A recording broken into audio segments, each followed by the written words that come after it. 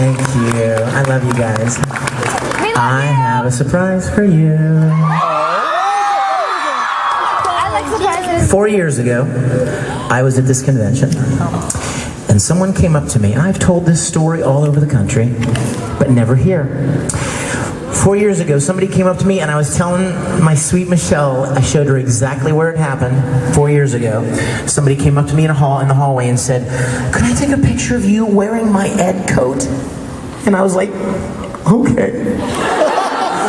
I'd never done that before. I'd never worn one or anything like that. So I put one on, and I stood there like a total geek going... And the next thing you know, people are taking pictures, and then the whole rest of the weekend, people were coming up and going, "Oh, you should cosplay as Ed." And of course, I was like, "No, I shouldn't." Because, that's a kid, and I'm like Ed's grandpa, all right?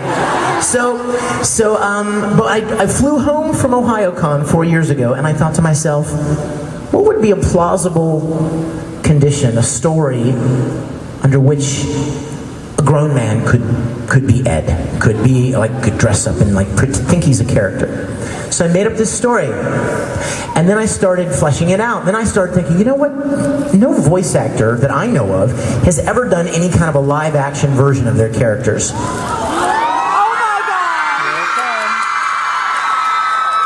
So I started contacting some of the other voice actors that were in Full Metal Alchemist. And we shot a little thing called Full Metal Fantasy. So we shot it, and I started showing it at conventions, and everybody really enjoyed it. It was a lot of fun. There was nothing else like it. And then through a series of events, I was asked to table it.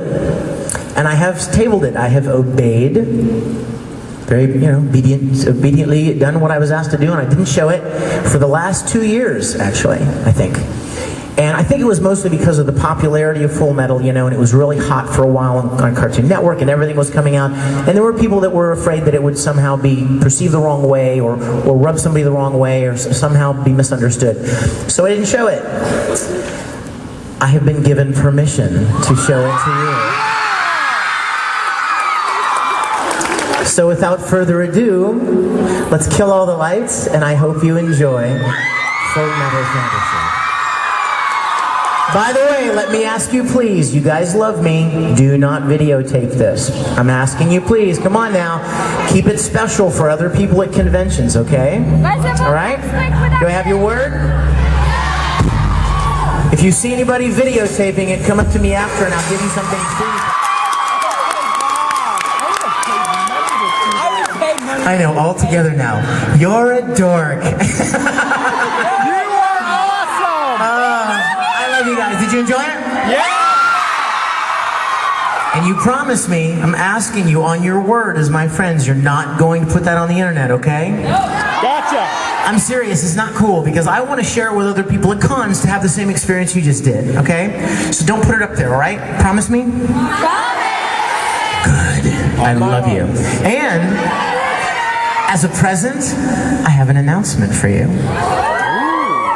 I have been told to tell you, available on DVD, late summer 2009, this year, the Full Metal Alchemist Premiere OVA Collection. The Chibi Rat Party live action featurette, the kids short, and the interactive experience will all be available on DVD this summer.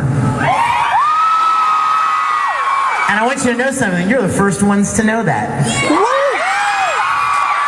I'm serious, Funimation, Adam Sheehan at Funimation gave me that yesterday, and he goes, you know what?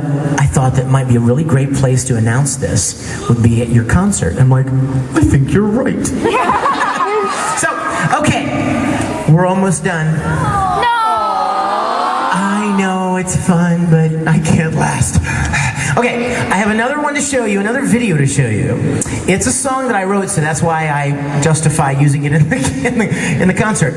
How many of you know about the long-standing rivalry between the Risible Rangers and the Miniskirt Army? Well, in hallowed antiquity.